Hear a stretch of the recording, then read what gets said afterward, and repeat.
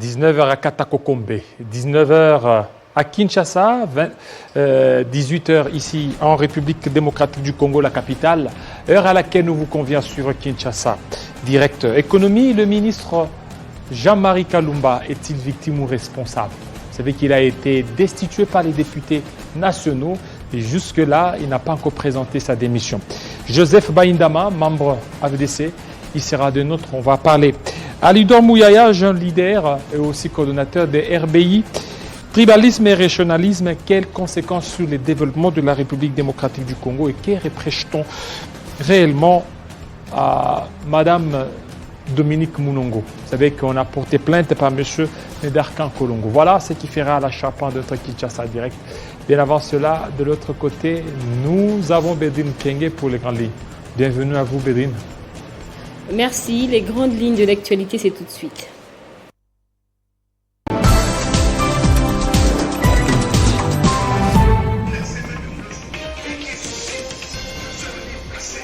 Suspension du directeur général adjoint de l'Office de gestion de fret multimodal, Olivier Mandila, par le ministre de Transport Chéribin Okende. Le ministre a par la même occasion pris la décision de désigner Kamwania Kalemuna, qui est jusque-là directeur coordonnateur comme intérimaire à la tête de cet établissement public. Plusieurs griefs sont reprochés à Olivier Mandila, entre autres la rébellion à la hiérarchie et l'instrumentalisation des agents à ses propres fins.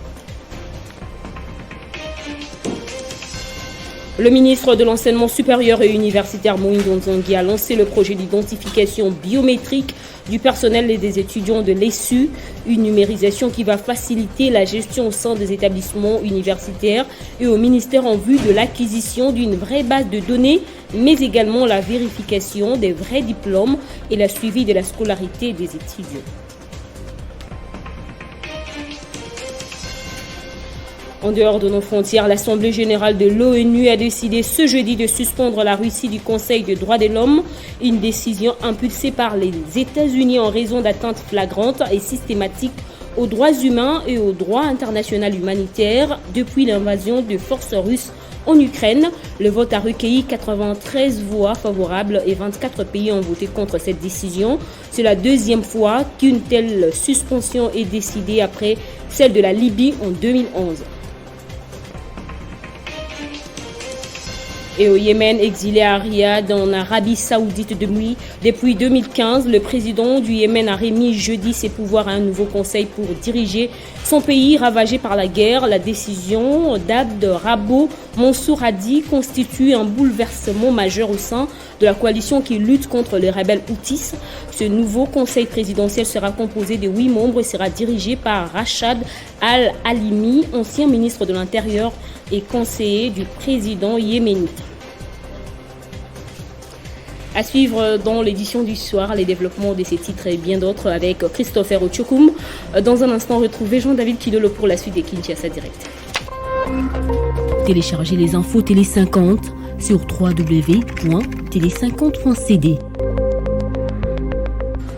Voilà, merci à vous, Bédrine Kenge. Le rendez-vous est pris dans moins d'une heure. Tout de suite, M. José Baindama pour parler du ministre destitué par l'Assemblée nationale, Jean-Marie Kalumba. Tout de suite.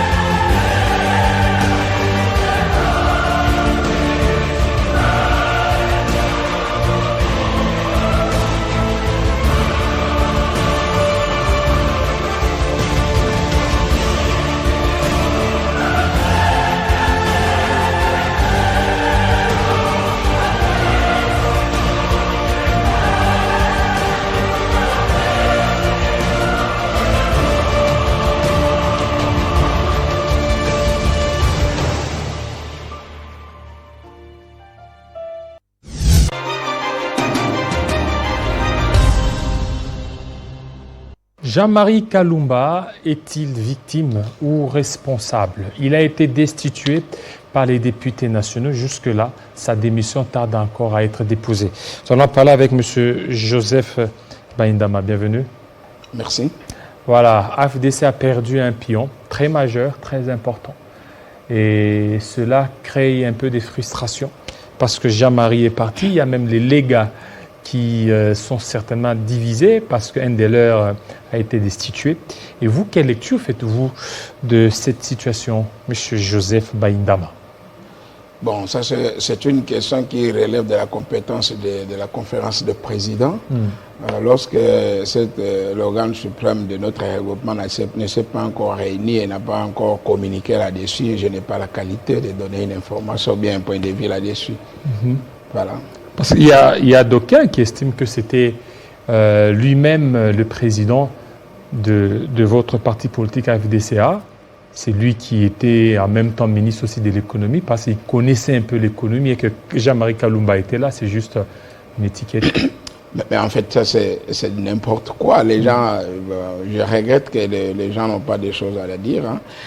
Notre regroupement a 3 ministères. Donc le portefeuille, le ministère du Travail et Emploi et puis il y a le ministère de l'économie.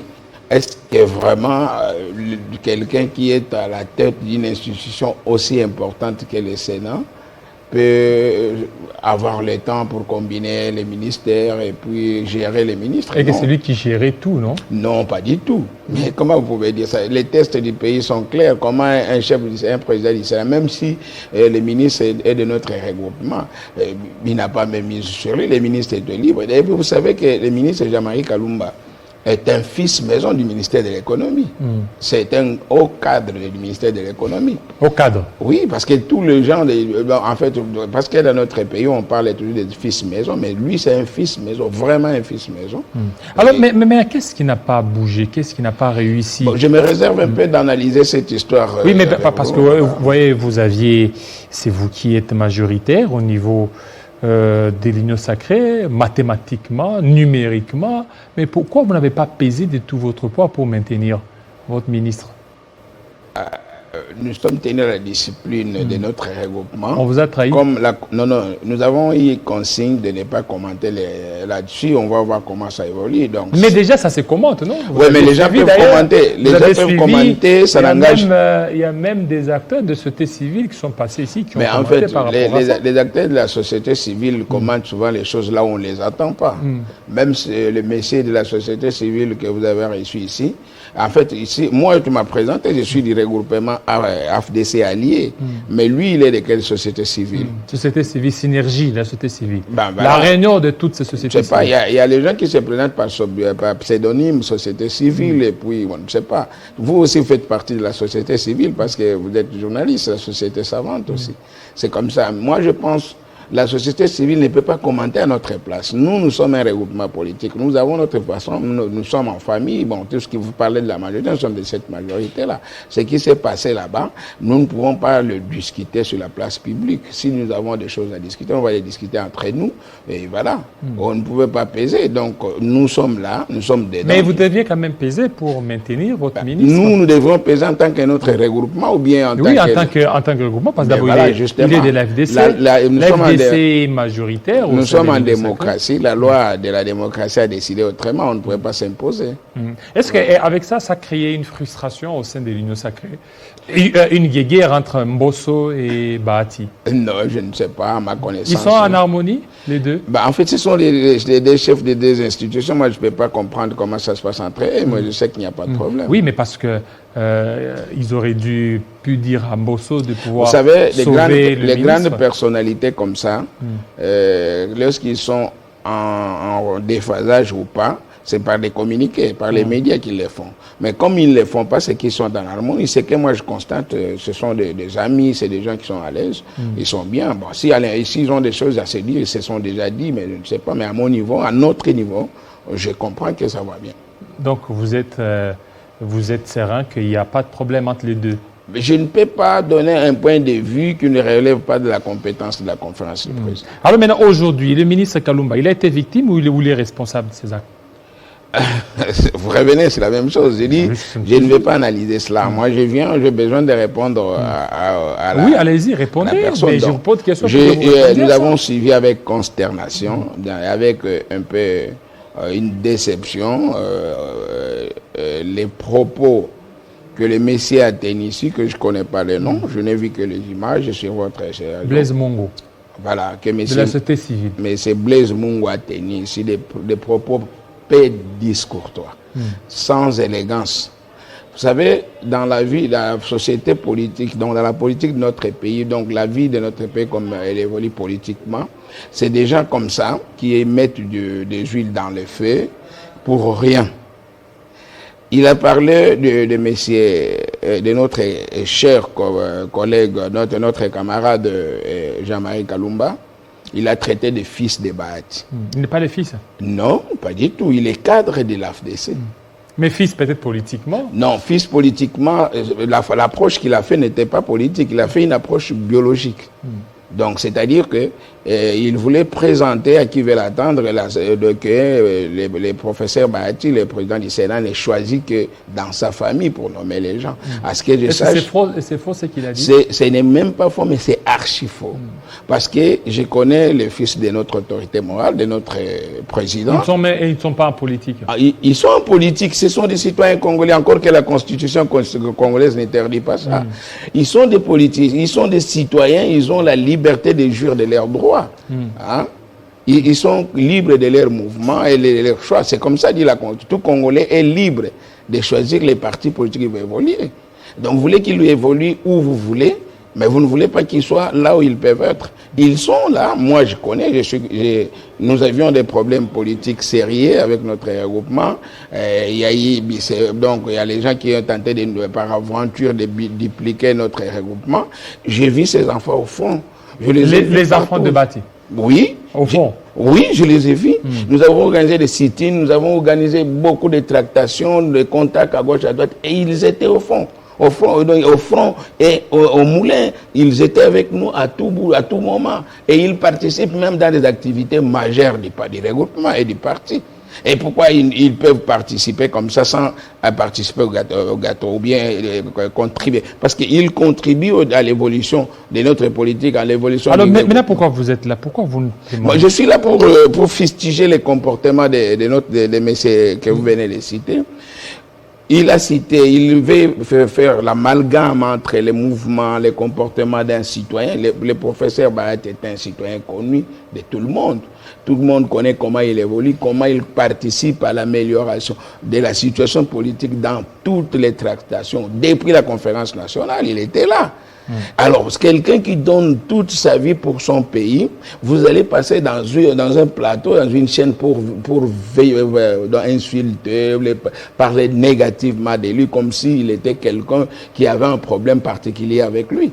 Donc, je pense, je n'ai pas été autorisé, je n'ai pas parlé à mon autorité morale que je venais parler, mais ça, c'était une liberté d'expression que j'ai été fait usage pour répondre à ces messieurs-là, parce que je pense que trop, c'est trop. Si on ne répond pas à des gens qui veulent se faire valoir pour des raisons qui n'existent même pas, nous ne pouvons pas les laisser parler toujours, même si notre autorité, modestement, comme dit son nom, ne veut pas répondre à des choses comme ça. Mais nous qui sommes ces combattants, moi je suis son combattant, je dois répondre.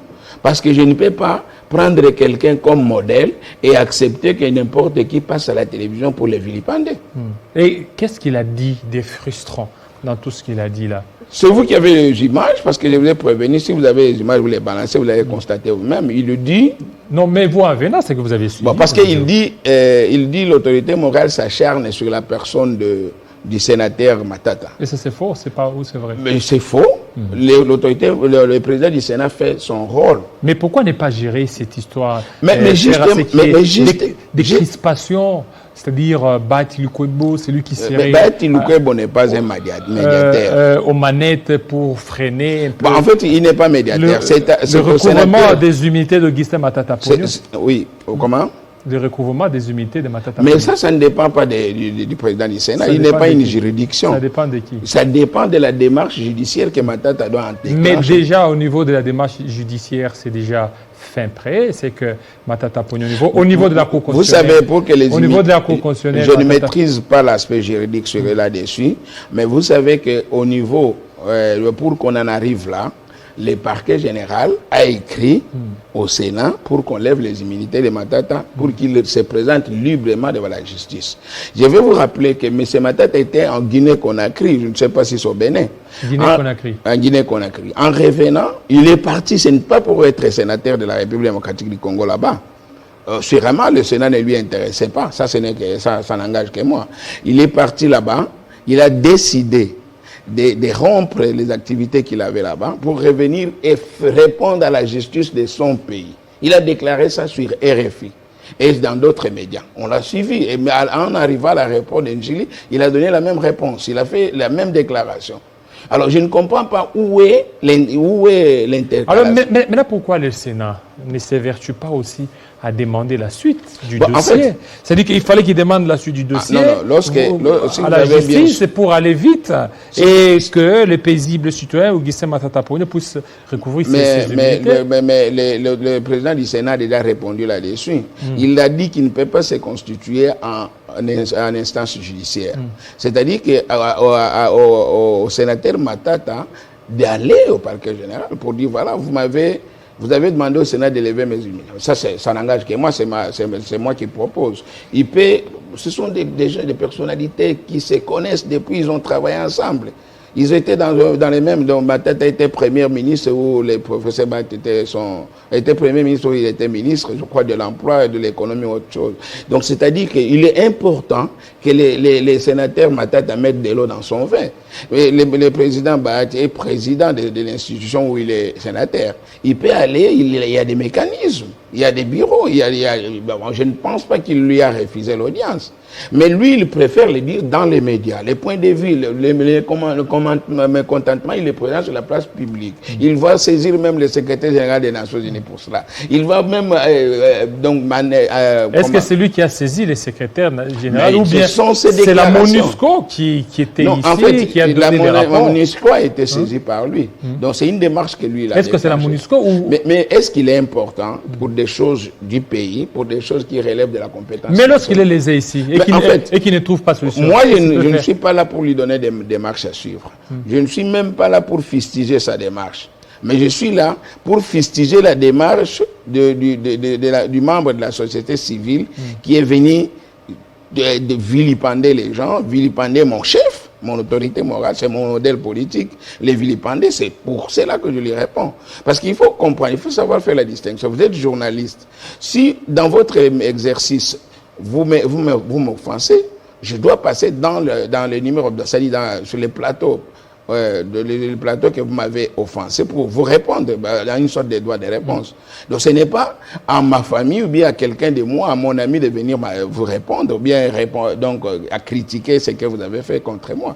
Donc en fait, moi je pense que le président du Sénat n'a même pas fait quelque chose contre le sénateur Matata. C'est un problème du Sénat, ça ne m'engage pas. Moi je parle ici politique en tant que mon chef politique. Je ne peux pas accepter que quelqu'un qui n'est même pas sénateur aussi passe à la télé pour vilipender une autorité comme ça. C'est pas normal. Et les rôles de la société civile, je ne pense pas que ce soit celle-là. Et c'est quoi selon vous les rôles? Bon, en fait, moi, je ne vais pas définir son rôle. Je ne me mets même pas à sa place, mais je constate seulement.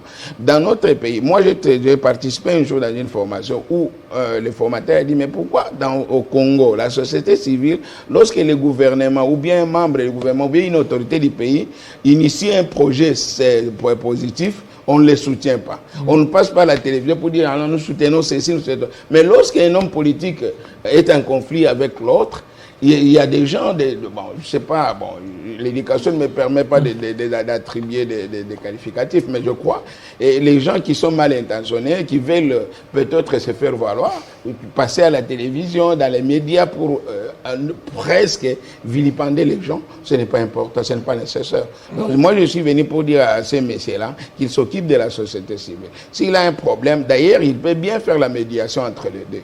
Donc, et aller voir le président du Sénat qui reçoit d'ailleurs, et aller voir M. Matata pour dire non, vous êtes des hautes personnalités, on ne peut pas amener cette histoire sur la chaise présidentielle. Et puis, il parlait du poids politique.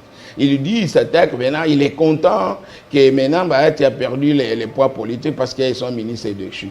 Mais c'est un constat de notre regroupement. Si les ministres sont déchus, c'est comme les enfants. Si vous avez un enfant qui a échoué à l'école, vous devez détruire votre famille et que votre rôle de parent s'arrête.